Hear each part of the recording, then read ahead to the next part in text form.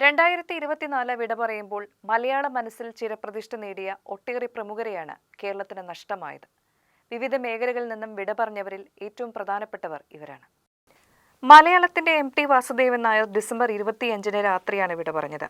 യാക്കോബായ സഭാ അധ്യക്ഷൻ ബസേലിയസ് തോമസ് പ്രഥമൻ കത്തോലിക്ക ബാവ വിട പറഞ്ഞത് ഈ വർഷമാണ്.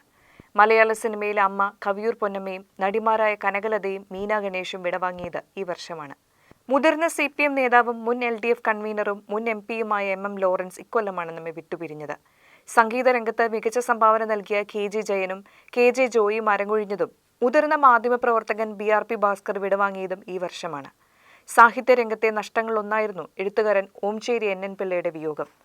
പ്രശസ്ത സംവിധായകനും ഛായാഗ്രഹനുമായ സംഗീത് ശിവൻ വിടവാങ്ങിയത് ഈ വർഷമാണ്.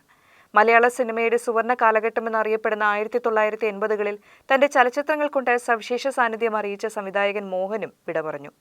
ലോകപ്രശസ്ത കാർഡിയക് സർജൻ ഡോക്ടർ MS വില്യത്താൻ ജൂലൈയിലാണ് അന്തരിച്ചത്. ഫുട്ബോൾ കളിക്കാരനായും പരിശീലകനായും അരനൂറ്റാണ്ടിലേറെ നിറഞ്ഞു നിന്ന TK ചാത്തുണ്ണി ജൂണിലാണ് അന്തരിച്ചത്.